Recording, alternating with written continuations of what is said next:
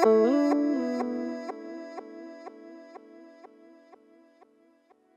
first of all, I must say it's a great pleasure to have you all here. I know some of you already, and I'm really delighted to have my dear friends from Moldova, who I met several times so far in Chisinau. They finally came to Ljubljana. And of course also Olena from Ukraine. But anyone else, welcome to Polygon and to Ljubljana. I hope you're enjoying your visit so far. Just a second, what's going on with this? So I had a bit of cold, so I was not able to join you yesterday on the trip to Maribor, but I will do my best to join you tomorrow for Nova Gorica. So we can have a little bit more talks and so on and so on. I was asked today to present our work with creative communities. And of course I will start with Polygon Creative Center, and then through some examples of good practices that we were involved in or have monitored closely or were done by our community members, present you the concepts and the models we are exploring and developing as solutions to the challenges that we are facing. A little bit of myself, I have been working in the creative industries field for the past 20 years already. Starting as a digital artist, working with a lot of Slovenian artists on web projects, then working as a producer for different cultural projects, working in advertising and introducing like digital media to the world of advertising and marketing. And for the last 5 years, I have been completely focused on so-called like creative activism, how we can use creativity to tackle the problems that have arisen, especially in Slovenia, with the economic crisis that started in 2008 and especially hit Slovenia like about a year or two later. So, what we are doing and what actually forced us to start thinking and innovating in our field was the rising population of freelancers. This is the global phenomenon, and we see this rising of freelance population, people who are working especially in the creative and cultural sector, rise really rapidly in the last 5 years as a consequence of economic crisis and so on and so on. And of course, in Slovenia, this was especially true starting from like 2010. A lot of, especially young people, were lacking opportunities to get permanent jobs, to get projects, and we were starting to explore different models, how we can empower this rising population of freelancers, how we can introduce some concepts that would help them develop their projects and actually earn them a living. And of course, on the other hand, try to tackle the problem of being self-employed. What are the skills that you need? And on how to surpass these disadvantages of being self-employed versus like being fully employed and getting regular paid salary, sick leave and stuff like that. So, concept of co-working was definitely the model that we started to research and implement. Because it's not just about using the shared common space for working, like having one huge office where everyone can work together, but also, you know, how we can introduce these community values, how we can build a community where people can really collaborate together, share knowledge, and develop new projects. But not only projects, but also models and concepts that can help tackle these challenges that we are facing. So in 2012, we started this Slovenia Co-working Initiative to promote the whole concept of co-working and collaborating. Since, of course, we didn't have any money whatsoever to open a co-working space like we have now, we collaborated with Kino Šiška, which is a really nice institution. Old cinema converted into the center of urban culture. Kino Šiška has a lot of programs, different concerts, exhibitions, performances, but also like conferences, and we were really lucky that they were able to host our first co-working events. So every Thursday for 2 years we organized like the biggest open office in Ljubljana, where people could come and work from 9 to 5, use this space for meetings, but most of all, to come from their own homes where they were working in pajamas all days and feeling isolated, and of course to experience this concept of collaborative workspace. Also by all sorts of events that were going on, the community started to be built up, and of course the whole concept introduced to Slovenia. I must say we were quite lucky because it gained a lot of media attention, and as a lot of people said, yeah, Slovenians will never collaborate, there is no chance that we can establish this kind of collaborative spirit. We proved them actually wrong. People were really interested in this kind of new models and really started to take advantage of the collaborative spirit of this kind of communities. So after 2 years of community building, we found this space where we are now. As you might know, this is an old tobacco factory. We are almost in the very center of Ljubljana, and this place has quite a history, because 100 years ago it was very much important for empowering women in Ljubljana.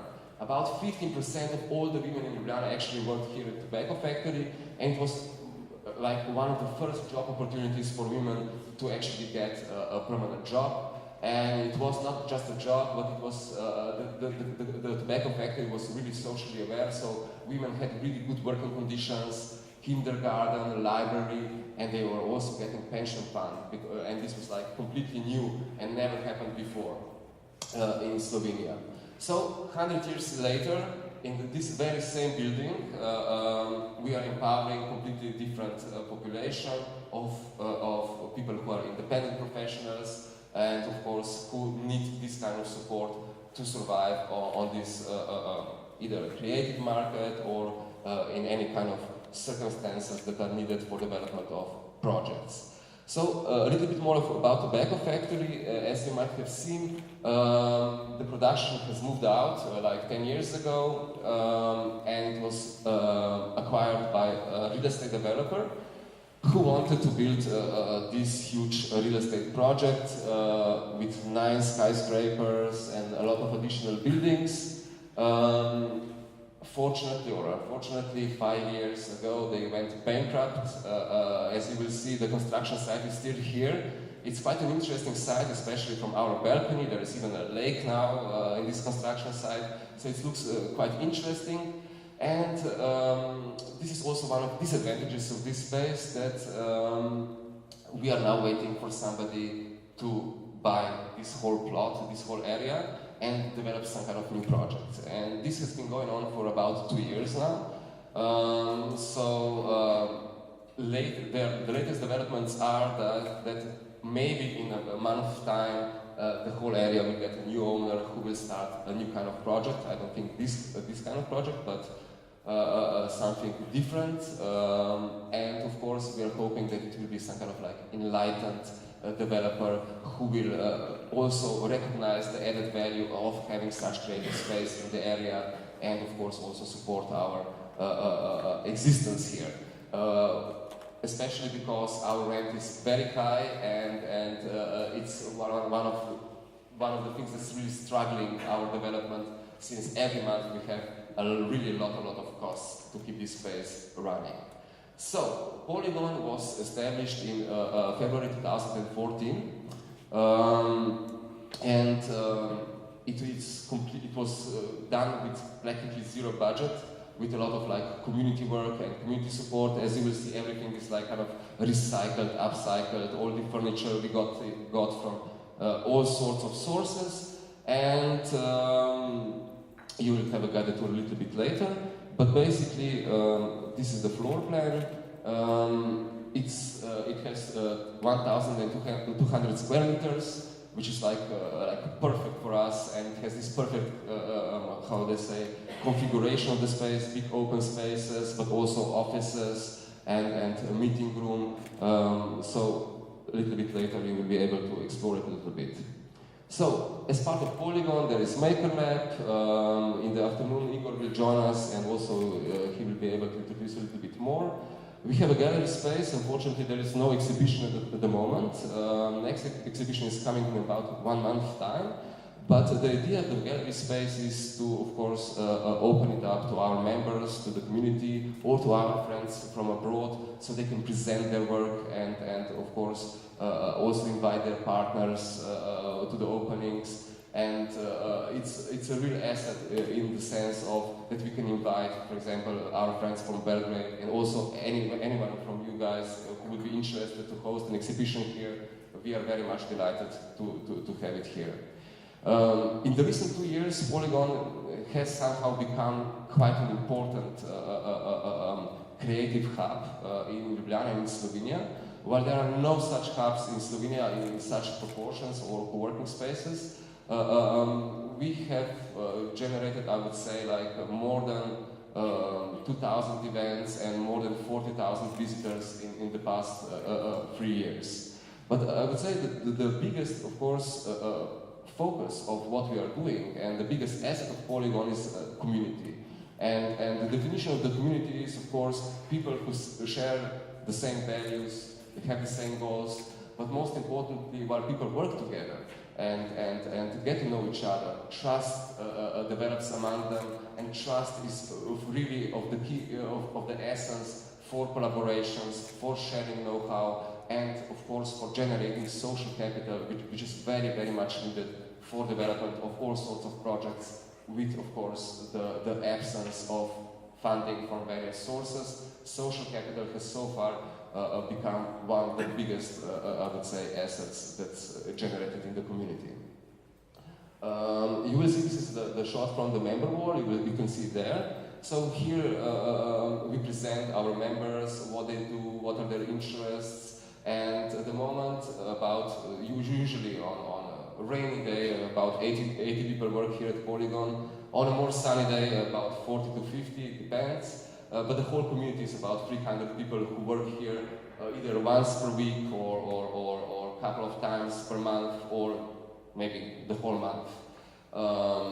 And the interesting thing is that they come from, actually at the moment we have members from 15 countries. About 30% of them are foreigners. So on one hand, as we are seeing a lot of people moving out from Slovenia, trying to get like different experiences in cooler places like Berlin and so on. On the other hand, we see a lot of foreigners coming to Ljubljana, digital nomads, people who work remotely and are not really like binded to the certain location. They come here for 1 week and stay maybe for 3 months, half a year, fall in love and these kind of things. So this is, how would I say, on one hand we see this brain drain, on another hand we see people coming here. And this has really become one of the important strategies for us, how we can attract interesting people with various backgrounds and also their social networks that can really contribute to the local creative scene and cultural scene. Also, one thing that's very important is that community is very, very much multidisciplinary, and I think this is also one of the biggest assets. So we have people here who are working in IT, who are working in design, architecture, in practically all the fields of creative industries, journalism, but we also have like engineers, translators. So it's very easy to get different know-how from different people and latest, how would I say, to follow latest developments from various fields. So one thing that we also do is various creative residency programs. For the last year, we have been collaborating closely with our friends from Košice in Slovakia, and they have been sending here like young entrepreneurs, designers, but also architects, for example, who come here and work for 1 month from Ljubljana.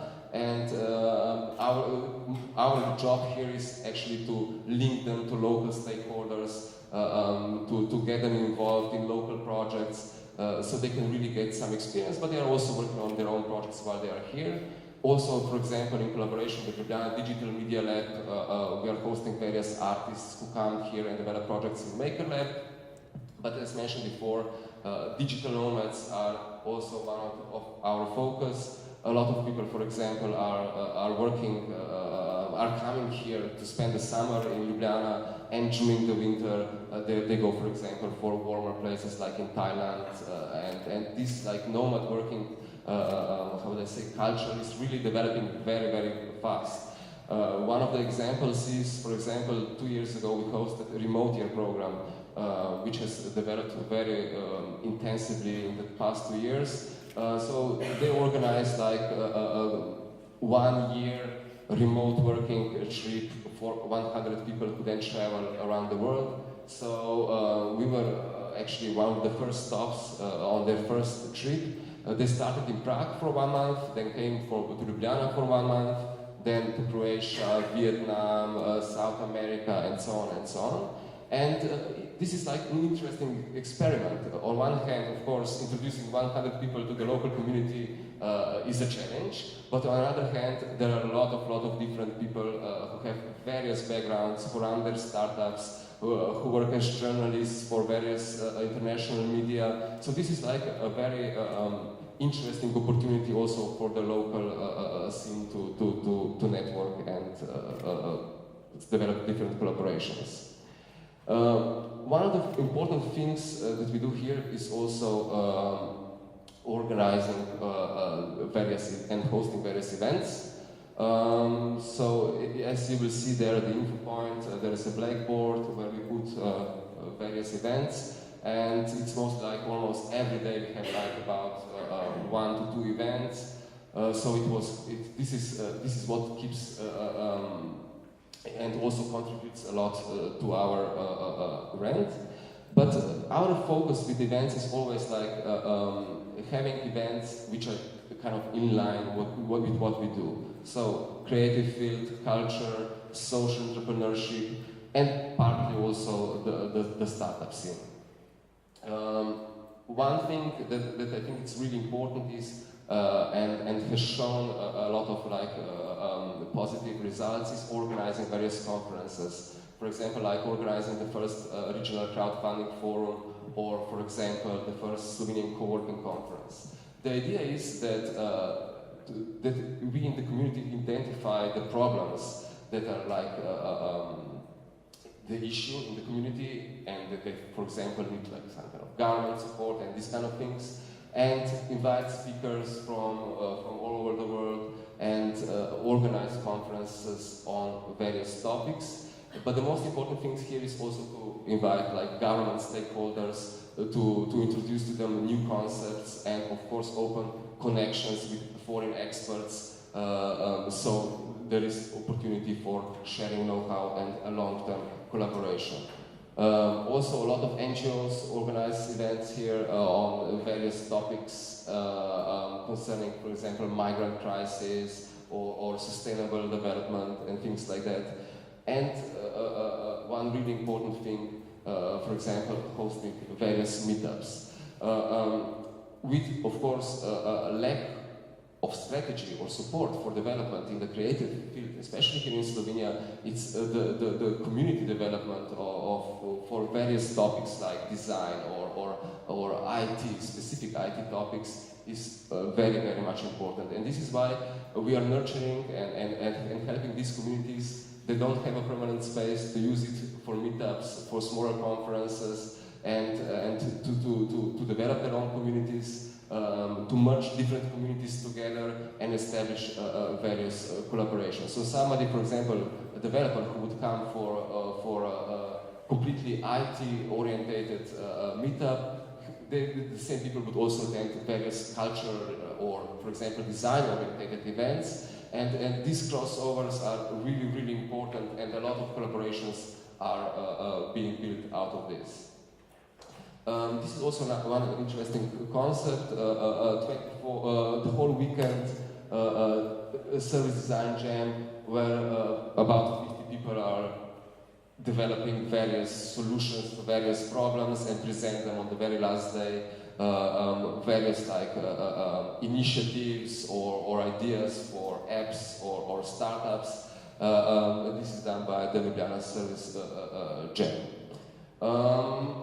A couple of more cases, for example, hosting artists like local craftsmen who then sell their products, or, for example, International Restaurant Day, where non-professional cooks can present their culinary things and get feedback from various visitors, or even, for example, a sci-fi convention, which was, I think, one of the most visited events so far at Polygon. I think almost 2,000 people came, and it was really interesting to see that actually in Ljubljana and in Slovenia we have this kind of community, and I think also the organizers were quite surprised that this kind of community and interest exists. But of course, there was always like a challenge how to help independent professionals, freelancers develop their ideas. We see a lot of people coming from universities who have good ideas, but of course lacking opportunities to get jobs, and of course these ideas really need support, while there are a lot of like incubators for startups to develop apps. But for example, young creative people are really lacking opportunities to develop their ideas. So in 2012, this initiative was founded here in Ljubljana. It's called Pop-Up Dom, and it was established by Rombom Collective. So 50 designers, architects, fashion designers, music producers, I mean, like creative community got together, rented the flat in the center of Ljubljana, and completely furnished this flat with their products. From kitchen to living room to the, how would I say, sleeping room, and so on and so on. And this event was really, really important from the point of view that it was like an overview of the whole creative production that happened at that time, and at the same time it opened a lot of opportunities for collaborations. 1 year later, this event was again happened here at Polygon, and every product that was or object that was presented had this little ticket that said like looking for partners, looking for investors, looking for distributors, or just looking for collaborators to further develop this kind of project. And community support here is really, really important. And but always the problem, of course, was how to get funding to start these projects. And for example, especially if we're talking about products, how to get funding to start mass production, how to get support for marketing of these projects, and so on and so on. So we found crowdfunding. And I think crowdfunding was really one of the very, very important moments that by using different like global platforms enabled these young creative people to get funds and to get their projects started. So in 2000, I think it was October 2012, when we organized the first crowdfunding workshop. It was held at Kino Šiška, and when we posted on Facebook like invitation to this workshop, in 5 minutes all 25 tickets, or how would I call them, ran out. So it showed us that there is a really, really lot of interest for this kind of model. And based on this, we also started the so-called Slovenia Crowdfunding Initiative. On one hand, to introduce the concept of crowdfunding on the national level, to introduce their opportunities, to educate people to become backers, and so on and so on. And on the other hand, also to help communities, creative professionals, and so on, how to develop successful crowdfunding campaigns, but not also how to develop the campaigns, but also how to run them on the longer term. And this was to address this very, very specific problem that we always had, is how to get the projects from Slovenia to the global market. As you know, and to reach, for example, a global audience. As you know, Slovenia is very small, 2 million people, and of course, every project really, really needs to reach like global audience, or at least a regional audience, in order to it to be viable, especially if you're talking about products. But for us, it was also a challenge how we can engage the creative community to help develop these projects. For example, designers, developers, engineers. So how they could get involved, how they can get actually opportunities to work on these projects that had the potential to reach this global audience. And also, if you're talking about products, to use local resources, like local materials, local production facilities, and so on and so on. And crowdfunding definitely was a model that enabled us to research these options. So, for example, I will just show you a couple of cases. This is a rollable fender made for bikes, made by Yuri. He also has office here at Polygon. He was developing this for his bachelor's degree at University of Fine Arts, and with crowdfunding campaign he was able to actually start the production, and 4 years later he still has his own startup producing these fenders. He also developed the front fender for the bike, has employed like 2 people at the moment, and has local production, but is shipping these fenders completely globally. You can buy the Musgard fender, for example, from San Francisco to New York, to Tokyo, to Berlin. So it was a really, really nice story how one student, without really any money, but with the support of the community, developed this kind of crowdfunding campaign, gained like global audience, and was able to develop the project. Another interesting case is Elvis, also industrial designer. He made these wooden pinhole cameras, completely made out of wood, without any electronics, using the analog film. He also had followers before starting his crowdfunding campaign, which was very much successful, over $100,000. And he started his production, employed about 5 people. Now these photo cameras are actually being distributed by famous Lomo photography company, also worldwide. And 3 years later, he made another crowdfunding campaign with, of course, a better version of this camera, based on the feedback of the first users and backers. And again raised even more money and even made his production even bigger. And another case that is one of my favorite ones, this is Nina and Ivana, young designers, architect and illustrator, who made completely new designs for these traditional Bosnian hand-woven rugs. So these rugs are like dying tradition in Bosnia. They are made by hand, by Bosnian women, and by introducing these new designs and having a successful crowdfunding campaign that actually launched these rugs and kittings to New York, to London, and so on, they were able to revive this dying tradition and to open job opportunities for the women in Bosnia, which, of course, as everyone knows, is very much how would I say, deprivileged in this kind of sense, and these job opportunities are really important to keep the tradition going. So in the last 4 years, Slovenia has became quite a crowdfunding phenomenon.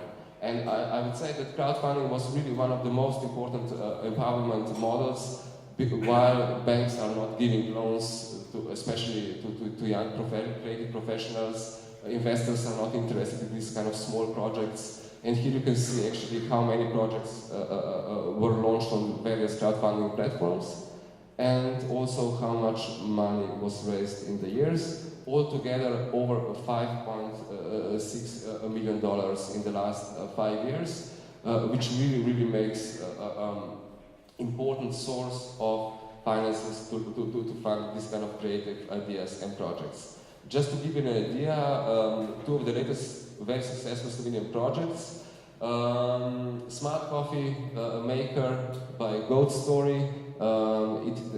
their goal was $50,000, and they raised over $500,000 by 2,300 backers from all over the world. And another one is this levitating turntable for LPs, which was also very much successful. Both projects made by young Slovenian designers. The production will be mostly here in Slovenia, but also abroad. But of course, these are the opportunities that the crowdfunding really made possible. But what is actually fueling this kind of, how would I say, models? As you can see on this participation scale, consumers and all sorts of audiences are very much moving into the direction from the classical, I pay, I get something in return.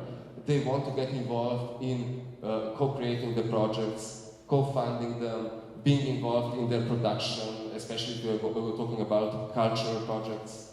And of course also with the latest models of crowdfunding, they can become also co-owners of the projects. And this involvement is, I think, really, really important, because in the long run, these people are actually helping and really shaping these projects, are really engaged, not just by financing them, but also contributing a lot of their know-how, experience, and also social networks.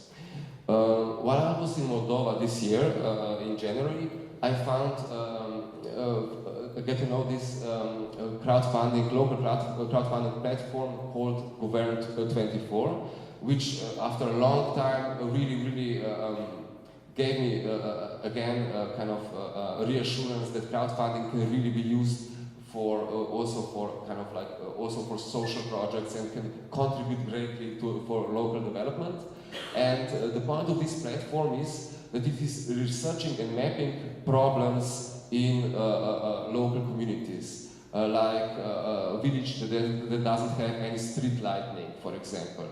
And it's really interesting how they engage the local community. For example, everyone is, for example, the whole funding scheme goes like this, that certain percent is crowdfunded from the local community. For example, everyone in the village contributes $1 or $5. Everyone is involved, from the priest to the teachers at the school and so on. Then, of course, diaspora is here very important, since every village has its own Facebook group. Diaspora contributes a certain amount of money, and then foreign donors match the funding. And I think this kind of model of local involvement and foreign donors contributing money can really help develop various local projects. We were trying and exploring is sharing economies. You all know Airbnb, Uber, and all these concepts that are so-called sharing economy and have kind of hijacked the whole term of sharing economy. But on the other hand, of course, there are alternatives to this. Alternatives that can actually save people money and are not based on transactions. And in 2012, we organized first Slovenian Sharing Day, just to map the various initiatives that are exploring ways of using sharing economies to empower like local communities and so on.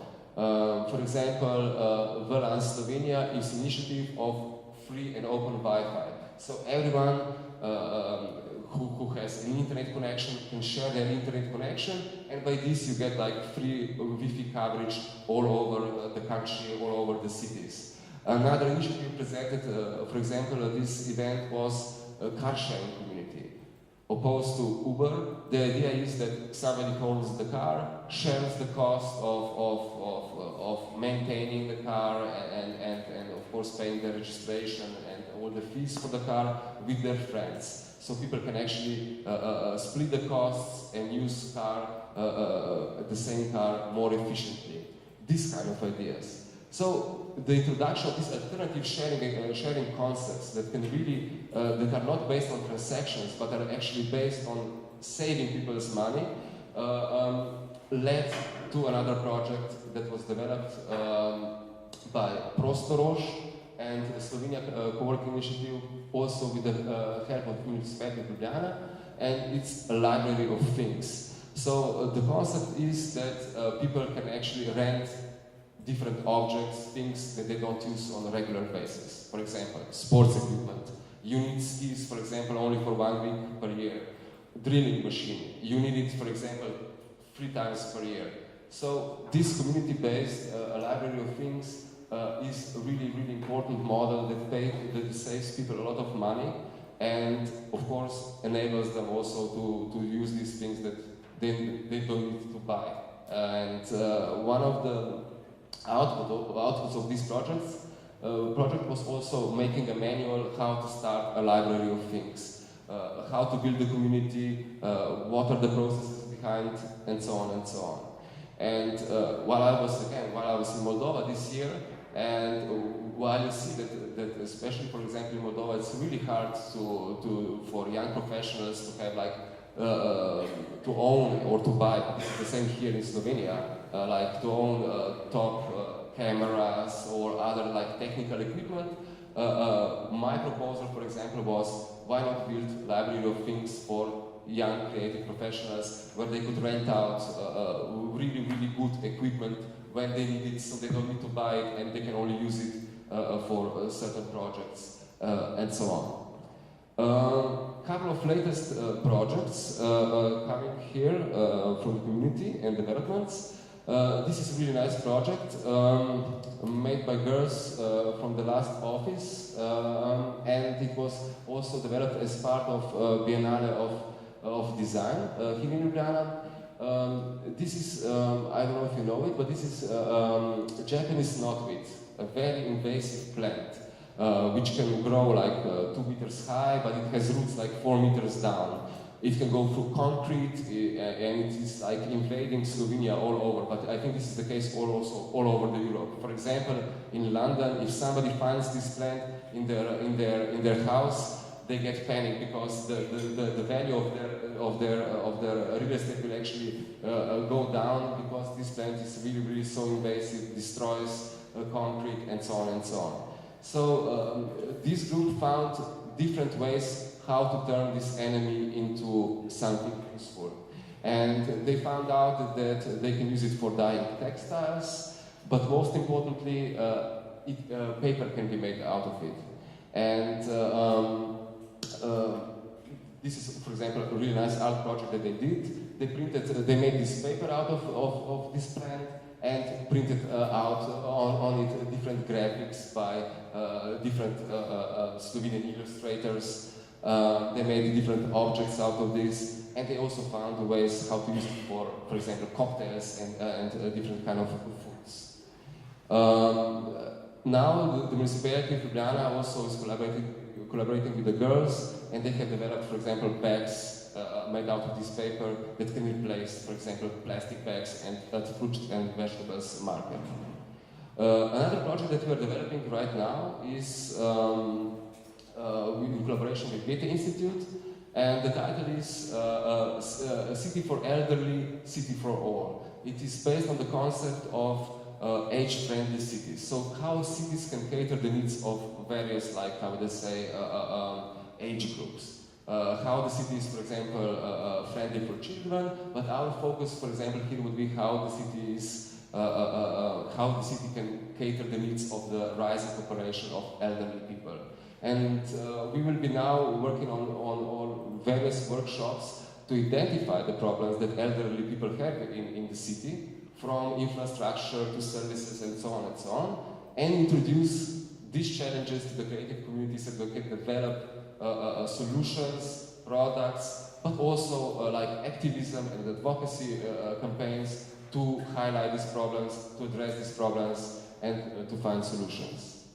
And on the 13th of May, the whole tobacco factory will be turned into the first Slovenian mini maker fair, which will be the first this kind of huge community event that will invite everyone who is into the making culture, who are into 3D printing, developing various also art projects with electronics and so on and so on.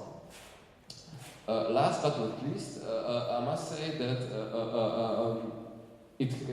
the whole happening here in Polygon and around Polygon had quite an impact on the tobacco factory, the whole area. Not only that, now it's impossible to get an empty space in this whole complex. Startup school Hekonic moved up on the floor upstairs. There are a lot of like different startups moving in, cultural organizations. For example, there is this club Zoo that opened here, Circulatia, which is right across the parking lot, which is like experimental sound workshop, producing really interesting projects and events. But the whole tobacco area also hosted various events like Flow Festival and now Urban Dejanje, like annual summer festival that's happening here at Tobacco Factory. So this was kind of overview of what's happening here and what are like our experiments with different models that we try to introduce, of course, to find solutions for various challenges. Of course, the biggest challenge is always funding.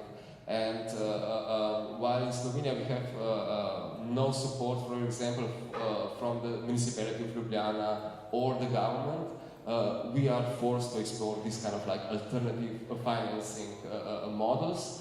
And of course, we are very much interested in looking forward for different partnerships in various EU projects to develop like common projects and collaborations and so on and so on. So this was briefly the overview, and I would like to ask you for some questions. Did you have any model in the first place, or your own idea, this whole process? I could say that we were very much inspired by the whole movement that's going on, especially in the West, where creative spaces are appearing like overnight. I think there are like over 7,000 of them already all over the world. So this was like our inspiration, and of course also by working there and exploring how the things worked, we kind of saw the opportunity that this is very much needed here to make people or to invite people to collaborate together and to develop projects. I think this was the idea. Yeah. My name is Diva from Ljubljana. I'm curious about the residents of Polygon. They are long-term or short-term? For how long would you describe them? Very differently, I would say. I would say very differently. I think quite a lot of people have changed since we have opened. Most of them, of course, that left moved to Berlin and places like this. But yeah, we have like, I would say like 40% of people are here that are permanently here, and some of them are coming every now and then. We have also a lot of people from other parts of Slovenia who come and work here when they're in Ljubljana, for example. But also these like foreigners who come and spend summer here and stuff like that. So it's very, very much versatile, I would say. I'm not really applying for example, for funds, but what we see is, of course, these collaborations and sharing of know-how. A lot of people are helping each other in a completely informal way, or starting even, to collaborate. For example, if somebody needs a designer, they would, of course, first look here in the community and try to work with them, and so on and so on. This kind of collaborations mostly very unofficial and very organic, and we see ourselves and hosts here as kind of like DJs, social DJs, connecting people who are looking for somebody and stuff like that.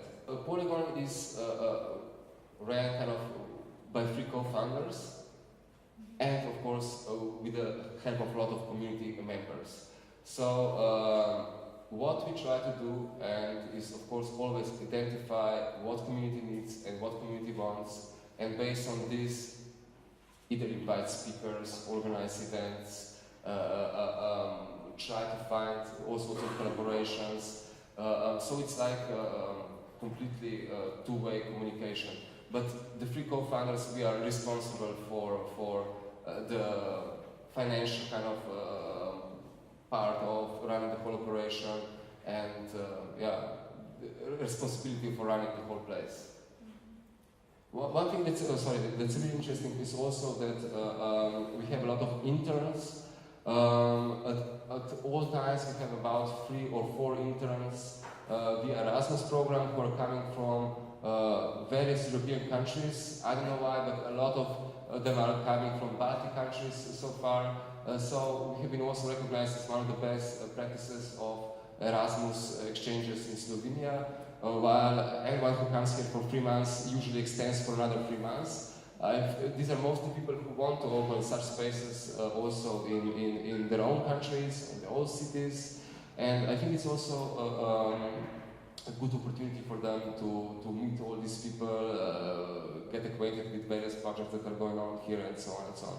Gianluca here is joined us like 2 weeks ago from Palermo, from Sicily, and it's the case.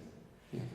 You mentioned earlier the financials, and I was curious about the structure of your lines of income and how challenging can it be to diversify those, or is it just 1 or 2 and it's stable and it's sustainable and it's long term, or do you have to always constantly be on the lookout of other inflows so you can keep this place going? So the basic model is that we get income from memberships. So everyone who works here contributes based on how much time they spend here. Either it's like full-time membership for the whole month or just for a couple of days. Another of course important income is various events that we host. So everyone contributes for our rent, even if it's like 50 euros for organizing a meetup. So this is like crowdfunding all the time. And these are our main 2 incomes. It is always like from month to month a struggle to cover the rent, the high rent and all the costs. So the problem is of course that the team that's operating the space is mostly working on the voluntary basis. So we also have to have, besides this full-time job, other jobs to be able to survive. And we do all sorts of other projects, for example, also international collaborations and stuff like that, in order to keep the operation running. So you put sometimes your salary inside the project you do and get. Also, yeah, definitely. We get money for the project and we don't pay ourselves salary, but finance the whole operation. So for the past 4 years, we have been trying to get any kind of like government funding, government support, city support. Unfortunately, completely unsuccessfully. Our government still doesn't recognize this kind of practices. Also, Ministry of Culture to be addressed at this point. So this forces us to be very innovative and of course fight it from month to month to keep the operation running. It was really interesting while we had here a delegation from people who are in charge for development of creative sectors and cultural sectors from various European cities. Municipality of Ljubljana actually brought them here, and one guy from Dortmund said, "But what is wrong with your country? They should be asking not how much it would cost them to support you, but how much it would cost you not to have you actually, to have such a space." So as we see, especially in the Western Europe, these kind of places are really, really quite well supported in many cases, especially for the program and the content and so on and so on. Unfortunately, this is not the case in Slovenia, but this is also again quite challenging, and this is why we're also kind of hoping that the new owner of this whole area will have more understanding concerning our rent, which will enable us to be a bit more lean. I'm sorry, I'm just following up to that. So assuming that nothing changes, okay, worst case scenario, government, no support, nothing, you have to go on like this. It's obvious that there's going to be highs and lows, and there can be a long period of time when it's going to be really, really low, and this place can shut down. So what would be like a solution that you can do as organizers, as co-founders, or the community can do to bring more income other than just the membership? This is a very hard question because it would require us to implement completely new services, like some kind of startup accelerator or something like this, which is not in our focus and not in line. That's exactly my question or i.e. dilemma. What's that fine line where what you have here, which is nice and it's great and it's perfect, but it's hard to sustain, turns into a business? You know, where is that? And if that place exists at all, a place where you can continue to operate like this, but still have that sort of, hope for the next day. Yeah, this is a very tough question. Yeah, it's very tricky, definitely. But of course, with the projects and partnerships that we are developing, especially internationally, we think we can get quite some interesting funding opportunities for the content of the place, which would also help cover the whole costs. Yeah, but as you know, with European projects, it is always tricky for smaller organizations like us. While many times you have to finance the film on your own and then get money after 1 year back from the European Union. This is very, very tricky, and of course small organizations like us, we cannot afford this kind of models. Maybe I missed what kind of registration you have? Sorry? Your NGO or business? Engine. Yeah.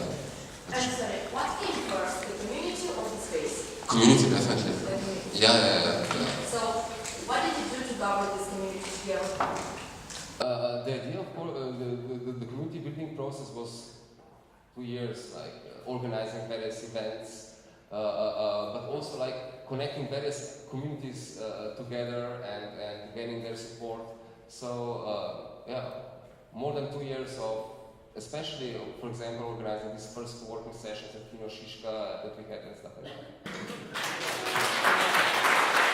that.